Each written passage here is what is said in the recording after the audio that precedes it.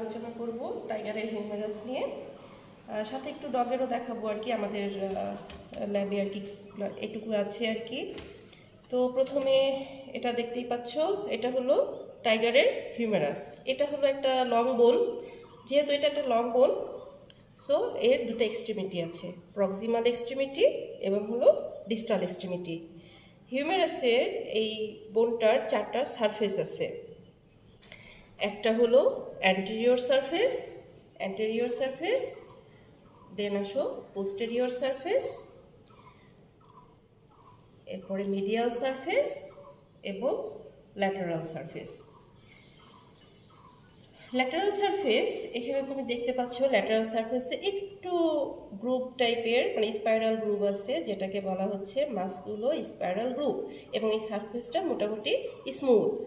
এই মাসকুলো স্পাইরাল যে গ্রুপটা আছে এখানে তোমার ব্রাকিয়ালিস মাসল অ্যাটাচ হয়।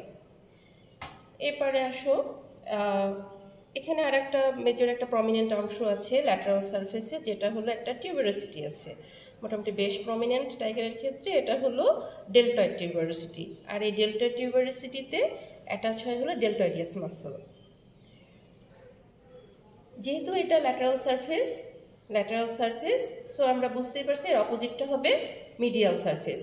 এটা হলো মিডিয়াল সারফেস। এই মিডিয়াল সারফেসে দেখা যাচ্ছে মিডিয়াল সারফেসটা মোটামুটি স্মুথ, কিন্তু এই সামনের দিকে দেখা যাচ্ছে এখানেও একটা টিউবারোসিটি আছে। এটাকে বলা হয় টেরেস টিউবারকল।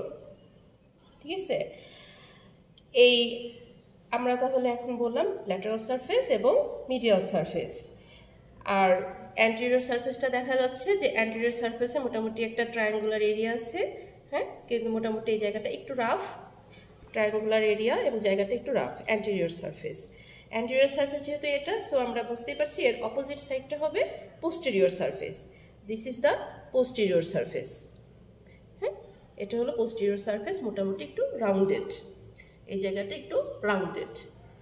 এবার আসো প্রক্সিমাল এক্সট্রিমিটিতে আমরা দেখতে পাচ্ছি এটা হলো হিউমেরাসের হেড। এটা হলো হেড অফ হিউমেরাসের হেডের নিচেই হালকা যে কনস্ট্রিক্টেড পার্টটা দেখা যাচ্ছে, এটা হলো নেক অফ হিউমেরাস। আচ্ছা, প্রক্সিমাল এক্সট্রিমিটির আমরা বলেছি এটা হলো হেডের পাশে এটা যে বড় টিউবারোসিটি দেখা যাচ্ছে এটাকে বলা হয় ল্যাটারাল টিউবারোসিটি। কেন? এটা হলো ল্যাটারাল সাইডে, এই জন্য এটা হলো ল্যাটারাল টিউবারোসিটি। এবং এর পাশে আরেকটা আছে হলো মিডিয়াল টিউবারোসিটি।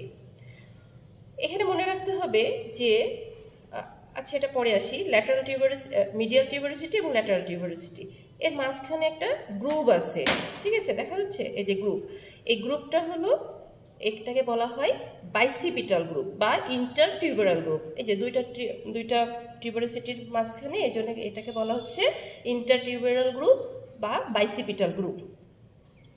এখানে তোমার এটা বাইসিপিটাল গ্রুপ এবং এই গ্রুপের এখানে বাইসেপস ব্রাকাই মাসল অ্যাটাচ হয়।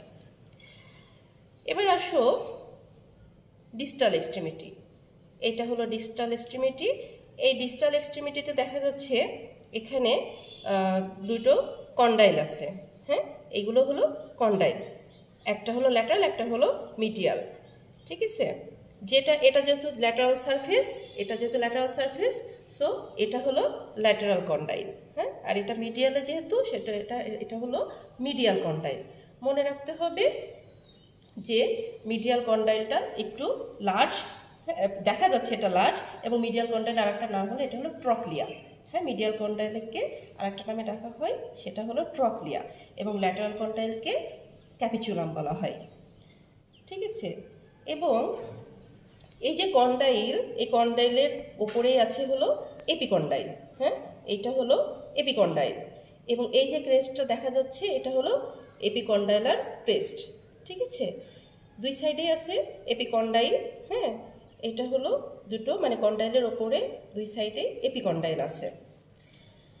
তো এটা যেহেতু এই টাইগারের বা ফিলাইন স্পিসিসের একটা স্পেশালিটি হলো এখানে একটা কন্ডাইলাস ফোরামেন আছে, যেটাকে বলা হচ্ছে সুপ্রা কন্ডাইলার ফোরামেন, হ্যাঁ, এটা কিন্তু রুমিনেন্ট বা ক্যানাইন এগুলোতে নেই। হ্যাঁ, যেটাই টাইগারে আছে, সুপ্রা কন্ডাইলার ফোরামেন। তো এছাড়াও ডিস্টাল এক্সট্রিমিটিতে আমরা আরও কিছু স্ট্রাকচার দেখতে পাবো, যেমন এখানে একটা ডিপ্রেশন আছে। হ্যাঁ, এই ডিপ্রেশনটাকে বলা হচ্ছে করোনয়েড অর রেডিয়াল ফোসা। হ্যাঁ, করোনয়েড অর রেডিয়াল ফোসা। এখানে রেডিয়াস বোনের যে করোনয়েড প্রসেস আছে সেটা এখানে অ্যাকোমোডেট হয়, এজন্য এটাকে বলা হচ্ছে করোনয়েড অর রেডিয়াল ফোসা। অপোজিট সাইডে দেখা যাবে যে এখানে ডিপ একটা ডিপ্রেশন আছে, এটা হলো অলিক্রেনন ফোসা। অলিক্রেনন ফোসা এখানে আলনা বোনের যে অ্যানকোনিয়াস প্রসেস আছে সেটা অ্যাকোমোডেট হয়। তো মোটামুটি সবই বলা হলো। এখন প্রশ্ন হলো যে আমরা এই যে হিউমেরাস বোন, এটা ডানের না বামের, এটা কেমন করে আইডেন্টিফাই করব? সেক্ষেত্রে মনে রাখতে হবে, আইডেন্টিফাই করার জন্য যে ডান বা বাম, এটা আইডেন্টিফাই করার জন্য সবসময় মনে রাখতে হবে যে হিউমেরাসের যে হেড সেটা অবশ্যই পোস্টেরিয়রলি থাকবে। পোস্টেরিয়র মানে তার মানে আমি ধরে নিচ্ছি আমার সামনে যদি অ্যানিমেলের মুখ যদি সামনে থাকে তাহলে পোস্টেরিয়র এই দিকে, তাই না? তাহলে হেডটা কিন্তু আমি ঠিকই পোস্টেরিয়র ধরেছি, মানে হেডটা পোস্টেরিয়রলি ধরতে হবে। হেডটা পোস্টেরিয়রলি ধরতে হবে এবং মনে রাখতে হবে এই যে ডেল্টয়েড টিউবারোসিটি আছে এটা অবশ্যই ল্যাটারালি থাকবে। তাহলে দুটো জিনিস মাথায় রাখতে হবে যে পোস্টেরিয়রলি কী থাকে, এবং মানে হেডটা পোস্টেরিয়রলি থাকে এবং ডেল্টয়েড টিউবারোসিটি এটা হলো ল্যাটারালি থাকে। তাহলে এটা যদি আমি এই হাতে ধরি, বাম হাতে ধরি, তাহলে দেখা যাবে যে আমি হেডটা ঠিকই পোস্টেরিয়রলি ধরেছি, কিন্তু এই যে ডেল্টয়েড টিউবারোসিটি সেটা হলো মিডিয়ালি চলে আসছে, তার মানে আমার ধরাটা কিন্তু ভুল হয়েছে। তার মানে এটা অবশ্যই ধরাটা ভুল হয়েছে, আমাকে নিতে হবে। দেখি এবার ডান হাতে নিলে দেখা যাবে যে তোমার হেডটা ঠিকই পোস্টেরিয়র ঠিক আছে পোস্টেরিয়রলি, এবং ডেল্টয়েড টিউবারোসিটি অবশ্যই ল্যাটারাল সাইডেই পড়েছে। সো এটা হলো ডান হাতের মানে ফোর লিম্বের ডান দিকের এটা বোন। এটা হলো একটা সহজ উপায়। এবার আসি হলো কম্পারেটিভ।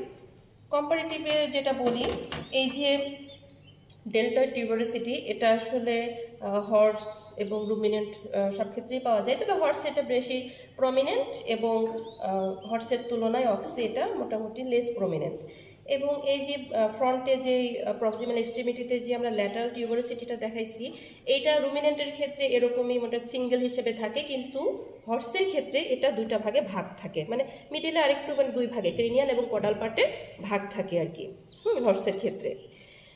আর এই যে সুপ্রাকন্ডাইলার ফোরামেন, এই ফোরামেনটা শুধুমাত্র কিন্তু এই যে টাইগার ফিলাইনে আছে, কিন্তু এটা কিন্তু রুমিনেন্ট বা ক্যানাইন এগুলোতে নেই। তবে ক্যানাইনের আবার একটা স্পেশাল বৈশিষ্ট্য আছে, সেটা হলো সুপ্রাপ্রক্লিয়ার ফোরামেন, মানে এই যে অলিক্রেনন রেডিয়াল ফোসা এবং অলিক্রেনন ফোসা এই দুইটোর মাঝখানে একটা ফোরামেন কমিউনিকেট করে। এই যে দেখতে পাচ্ছ এখানে একটা ফোরামেন আছে, হ্যাঁ, এই ফোরামেনটা রেডিয়াল ফোসা এবং অলিক্রেনন ফোসা এবং রেডিয়াল ফোসার মাঝখানে কমিউনিকেট করে। এই ফোরামেনটাকে বলা হয় সুপ্রাট্রক্লিয়ার ফোরামেন, যেটা শুধুমাত্র ডগে প্রেজেন্ট, হ্যাঁ, মানে ক্যানাইনে প্রেজেন্ট আর কি। এটা দেখে একটা মানে বেশ বোঝার মতন একটা স্ট্রাকচার এবং স্পেশালিটিটা মনে রাখতে হবে আর কি। তো তবে একটা জিনিস মনে রাখতে হবে যে হিউমেরাসটা সবসময় অবলিকলি ডাউনওয়ার্ড এবং ব্যাকওয়ার্ড পজিশনে থাকে। হ্যাঁ, তার মানে যদি আমার মানে অ্যানিমেলের মুখটা যদি সামনে থাকে তাহলে অবশ্যই এই যে অবলিক হচ্ছে না, এটা মানে স্ক্যাপুলা তো এর ওপরে থাকে, যেহেতু হেডটা কোথায়, হেডটা কিন্তু ওপরের দিকে, এই হিউমেরাস বোনের ওপরের দিকে কিন্তু স্ক্যাপুলা বোন থাকে। স্ক্যাপুলার যে গ্ল্যানয়েড ক্যাভিটিটা আছে সেটার সাথে এই হেডটা অ্যাটাচ হয়, হ্যাঁ, আর এবং হিউমেরাসের নিচের দিকে রেডিয়াস আলনা বোন থাকে, তো অবলিকভাবে থাকবে। এবং এখানে একটা জিনিস মাথায় রাখতে হবে, একটা অবলিকলি ডাউনওয়ার্ড এবং ব্যাকওয়ার্ড বলেছে। ব্যাকওয়ার্ড মানে তোমার অ্যানিমেলের পেছনের দিকে একটু হেলে যাবে, মানে কটালি হেলে যাবে, এই যে মানে এই যে নিচের সাইডটা ব্যাকওয়ার্ড মানে নিচের দিকে মানে পেছনের দিকে হেলে যাবে। যদি বলতো ডাউনওয়ার্ড অ্যান্ড ফরওয়ার্ড তাহলে বোনটা এইভাবে থাকতো, হ্যাঁ, নিচের সাইডটা ফরওয়ার্ড চলে যেত, যেহেতু অ্যানিমেলের মুখ আমার এই দিকে, হ্যাঁ। কিন্তু যেহেতু বলেছে যেহেতু সবসময় মনে রাখতে হবে যে হিউমেরাসটা ডাউনওয়ার্ড এবং ব্যাকওয়ার্ড থাকে, সো এটা হলো অবলিকলি ডাউনওয়ার্ড, এই যে পেছনটা এই জন্য ব্যাক, মানে যেহেতু তার লেজটা এইদিকে কটালি, সো ব্যাকওয়ার্ড এইভাবে থাকবে। তো এটা মোটামুটি টাইগারের হিউমেরাস আর ডগের দেখালাম। এখানে এবার একটু বার্ডের একটু দেখাই হিউমেরাস কোনটা। বার্ডের হিউমেরাস হলো এই যে বার্ডের হিউমেরাস, মোটামুটি এটাও বেশ লং বোন। হ্যাঁ, বার্ডের উইং বোনের মধ্যে এটা হলো একটা লং বোন হিউমেরাস। ঠিক আছে, তো মোটামুটি আশা করি বোঝা গেছে। ধন্যবাদ।